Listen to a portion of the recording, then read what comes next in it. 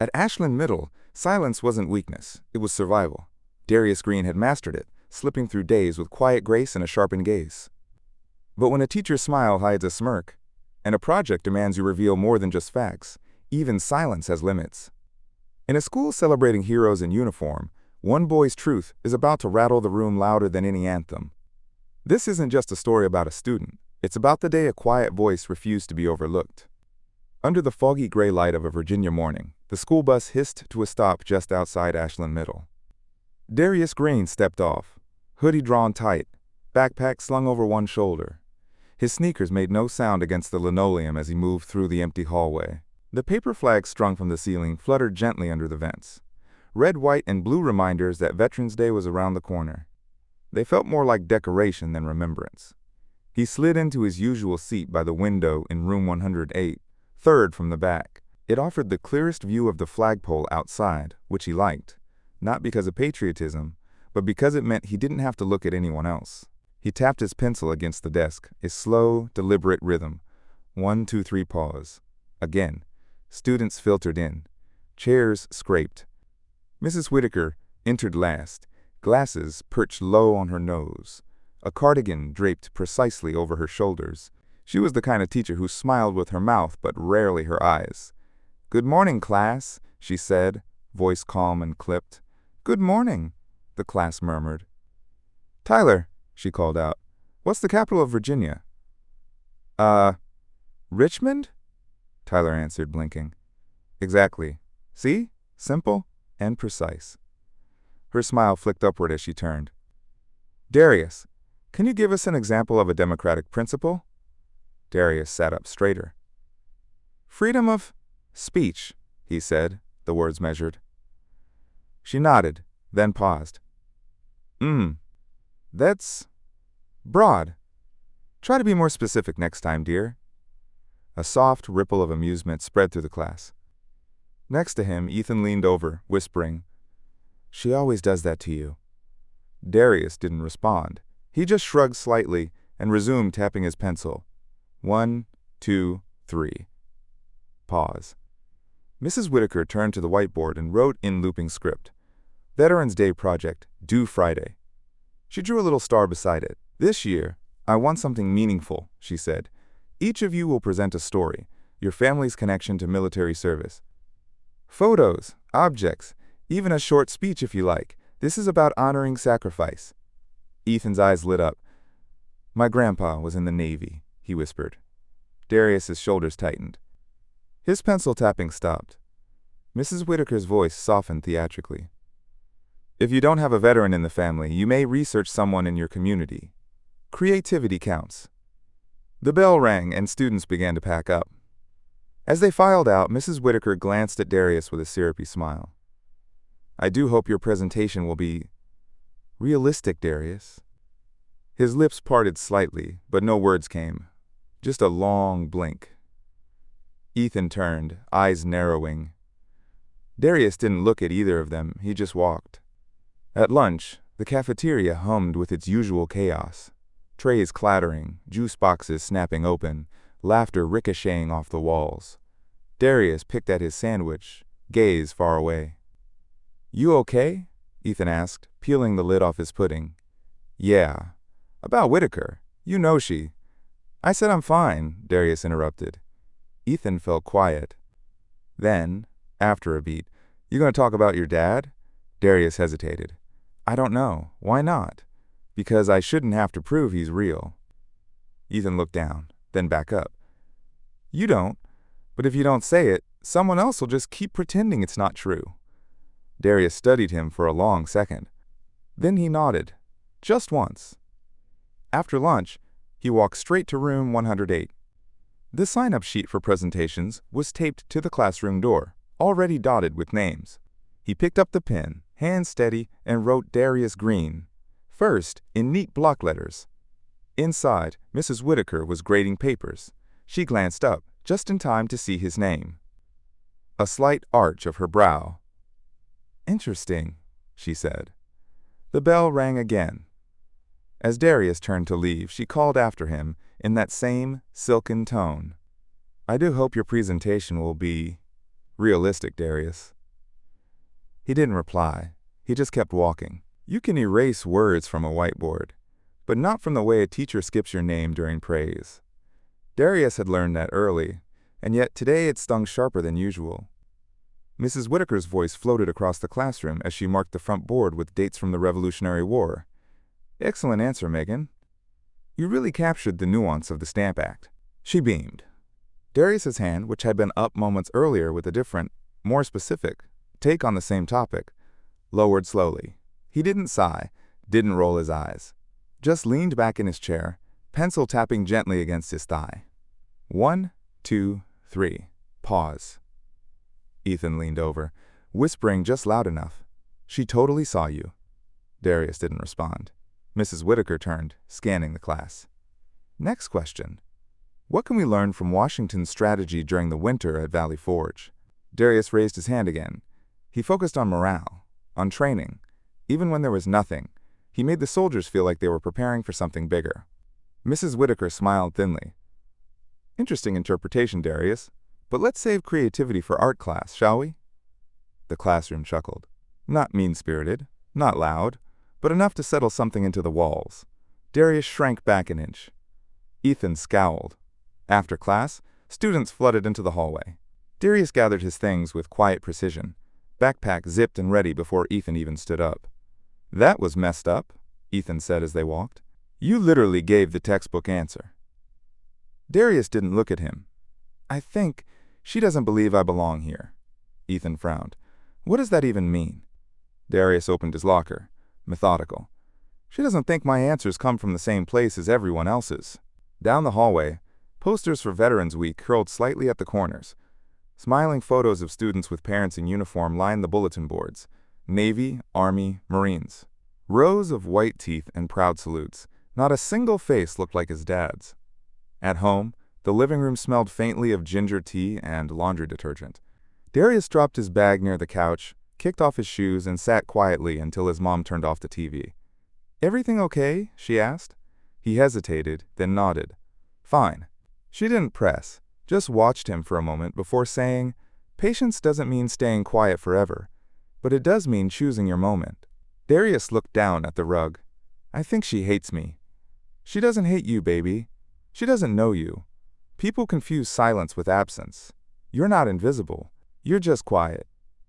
Later in his room, he opened the box his father had given him 3 years earlier. Inside, folded with almost military precision, was a journal. The corners were worn, the pages soft with age. On the title page, just beneath the handwritten name James Green, the rank stared up at him in sharp black ink, Lieutenant General. He traced the letters with his finger. They'll never believe it, he whispered. At school the next day, the air was thick with anticipation. Lockers slammed open and shut. Students rehearsed their presentations in low murmurs. Darius clutched his journal inside his backpack like it might vanish if he let it go. During homeroom, Mrs. Whitaker walked in a few minutes late. Her heels clicked against the tile. She didn't make eye contact with anyone. She cleared her throat, tapping her laptop. Good morning, class. Just a quick reminder. Project presentations start tomorrow. She smiled, sharp and tight. Let's keep them grounded in reality. Some laughter lifts a room. Hers cracked it in half. The classroom air felt thinner than usual, sunlight slicing in harsh angles through the half-closed blinds. Outside the window, red, white, blue Veterans Day banners fluttered in front of the gymnasium, swaying like they had something more important to do than watch a boy's silence be tested. Darius sat with his back straight, palms pressed against the cool desk surface. His name was at the top of the presentation list, first. Mrs. Whitaker called it out with a practiced cheerfulness that rang hollow. Let's begin with Darius Green, she said. Come on up. His legs moved before his chest caught up. The room didn't hush. It shifted. A rustle of bags, a few muffled laughs. Tyler whispered something to the kid beside him. Darius didn't look. He reached the front of the room and placed a folded photo printout on the desk beside the whiteboard. My father served 3 tours overseas, he began, voice steady. He now works in defense strategy. The room didn't blink, but Tyler did. Wait, like, actual military? He muttered. Mrs. Whitaker smiled, head tilting slightly. At the Pentagon? Impressive. Her eyes flicked down to the photo, then back up. What does he do? Polish boots. It came out light, breezy, like a joke someone forgets to apologize for. The class burst into laughter. Loud, scattered, some surprised at their own boldness. Tyler doubled over theatrically. Even Megan laughed, though she quickly covered her mouth. Darius didn't move. His fingers curled slightly over the edge of the podium, and for a moment he didn't hear the noise, just the slow pounding in his chest.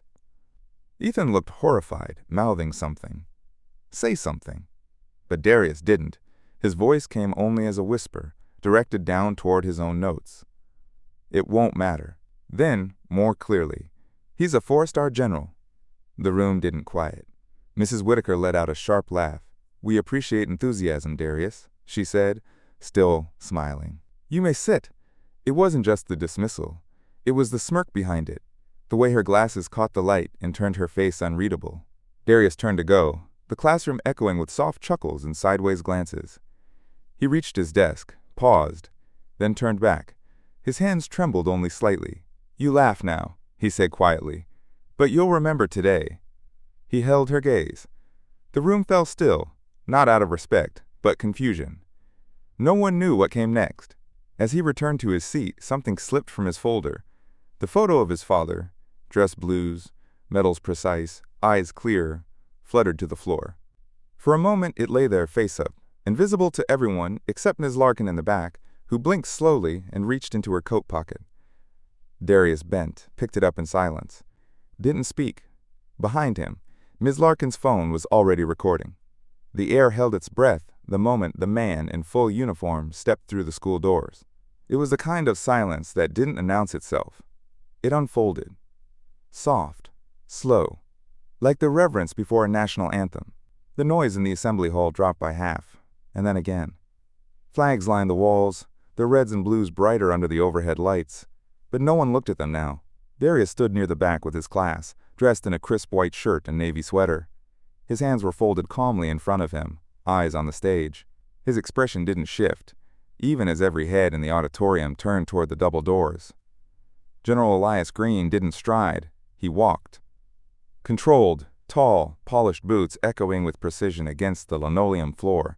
His uniform, decorated with 4 stars on the collar and a chest full of service ribbons, seemed almost too large for the narrow school hallway, like history brushing against drywall. Mrs. Whitaker had been mid-sentence, praising Tyler's deep military roots and his grandfather's role in logistics. She faltered slightly at the stir, but regained composure fast, her voice turning honeyed. Oh, how wonderful. We have another guest. Principal Darnell moved toward the visitor, hand extended, smiling wide. We're honored, sir. Are you with the local logistics base? The general paused. His eyes scanned the crowd, not frantically, not searching. Knowing. Then he spoke, voice low but unmissable. I'm not here to speak, he said. I'm just visiting my son's school. No dramatic music played, no gasp echoed. Just a rolling wave of realization. Mrs. Whitaker blinked. Tyler's mouth fell open. Ethan's hand gripped the edge of his chair. Darius didn't move. The general's eyes finally found Whitaker. I believe you're his teacher, he said. Mrs. Whitaker, is it? She smiled tightly. Yes. Yes, I am. It's lovely to meet you, sir. We were just celebrating students with military families. It's such a wonderful week of honor, and you mocked my son, he said. Not cruelly, but with steel behind each syllable. In front of his peers. That's not something we forget. She froze. The auditorium hadn't been this quiet since the national anthem that morning. He turned away from her, walked straight to Darius, and placed a hand gently on the boy's shoulder. The weight of it was steady, grounding, not performative. I taught you better than to rise to bait, he said, low enough for only the first row to hear. I'm proud you didn't. Darius didn't answer. He only nodded once, slow. Ms. Larkin leaned near the side door, arms folded, lips pressed in something close to a knowing smile. Her phone rested in her coat pocket. She didn't reach for it. The principal glanced helplessly at Mrs. Whitaker, who still hadn't moved. Her eyes locked onto the badge above the general's heart. 4 stars, glinting under the lights. Her lips parted as if to say something, but no sound came. Her knees wobbled, just slightly, and she gripped the podium to steady herself. Silence may pass unnoticed until it's replayed on every screen in the district. The clip was less than 40 seconds.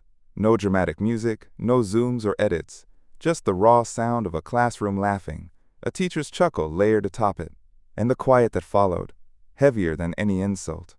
Someone had trimmed the video just enough to show the moment before and the moment after, but not the moment Darius spoke. Not his defense, just his stillness. By Monday morning, the clip had made its way from a private parent group to the inboxes of district officials, then to inboxes of parents who had never met Darius Green but knew the sound of derision too well. The title varied: Ashland Teacher Mockery, 4-Star Shame, This is Our Schools. Darius didn't speak. Not to the reporters outside the fence line, not to the classmates asking if that really was him. At home, his phone buzzed with notifications he didn't check. He sat at the kitchen table, a bowl of cereal going soggy in front of him. His father placed a gentle hand on his back, saying nothing. At school, Whitaker's smile had lost its edge. She walked straighter, talked less. When a student sneezed, she blessed them without sarcasm. But she avoided Darius like a flame. Principal Darnell called a brief assembly to remind students that video footage doesn't always show the full picture. He didn't name the clip, but everyone knew. That night, a second version of the video surfaced, unedited, longer. It showed Whitaker's full comment. "We appreciate enthusiasm, Darius. You may sit." It showed the class laughter. It showed Ethan turning toward the camera, his eyes wide, his jaw set. Ms. Larkin never admitted it was hers. Parent groups started organizing. One email, signed by nearly 70 names, demanded the Board of Education conduct a full review. Another called for Whitaker's resignation. Ethan printed out a speech titled, "Silence Speaks." He rehearsed it 3 times, hands shaking. But when the school scheduled a town hall for parents and students, he lost the nerve. "I don't know if I should speak for you," he told Darius in the hallway. Darius handed him a folded paper. Ethan unfolded it. A single sentence. "Read this instead."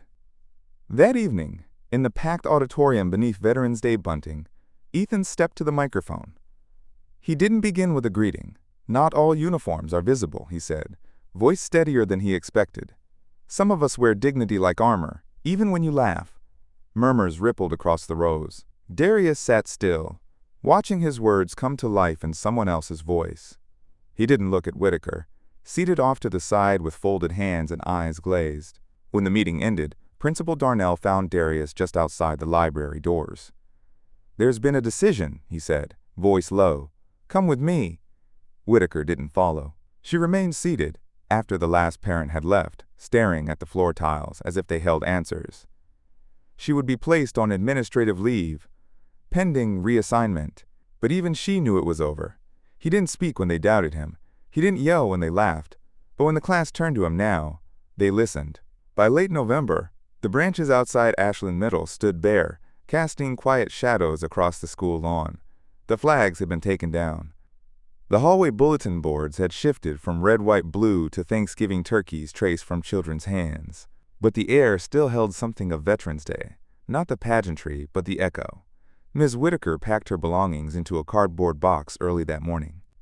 No farewell email, no hugs, no lingering by the door. She avoided eye contact as she moved down the corridor, heels clicking softer than usual.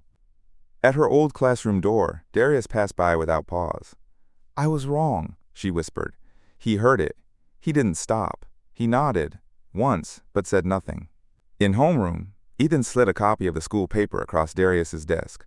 The front page bore a photo of the assembly, Elias Green in uniform, hand on his son's shoulder. The headline read, "The Power of One Voice," even unspoken. "Did you read what they wrote?" Ethan asked, eyes scanning Darius's face. "They said your silence spoke louder than her whole career." Darius didn't smile, but his shoulders eased. Ms. Larkin approached after lunch with a clipboard. "We need a library assistant next term, someone with good eyes. You see more than most people say." She didn't wait for an answer, just handed him a form and walked away. By last period, something unexpected had taken root. Tyler, the class clown and frequent whisperer, left a folded note inside Darius's locker. Darius opened it slowly. expecting something sharp. Instead, it read, "Thanks for not yelling back. You taught me more than she ever did." There was no name. After final bell, Darius lingered in the classroom. He walked slowly to the whiteboard, vacant, half-cleaned, and picked up the eraser. With quiet strokes, he cleared the last of the smudged notes from the day. Then he reached for a piece of chalk, something rarely used anymore, and in firm, even handwriting wrote, "Don't laugh at what you don't understand." He didn't sign it. He didn't look around to see who was watching. He stepped back, placed the chalk on the tray, and left without a word. Moments later, Ms. Larkin entered, carrying a stack of overdue returns. She saw the sentence. She didn't erase it. Instead, she stood there for a long moment, then quietly reached for the switch and shut off the lights. The classroom was quieter now, not from fear, but from a reverence that hadn't existed before. Darius had never raised his voice, never demanded respect, but in the end, it was his silence that redrew the lines of power. Justice didn't come with shouts or spectacle.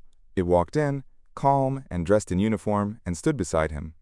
Some lessons aren't taught from a podium, but from the way someone chooses not to retaliate.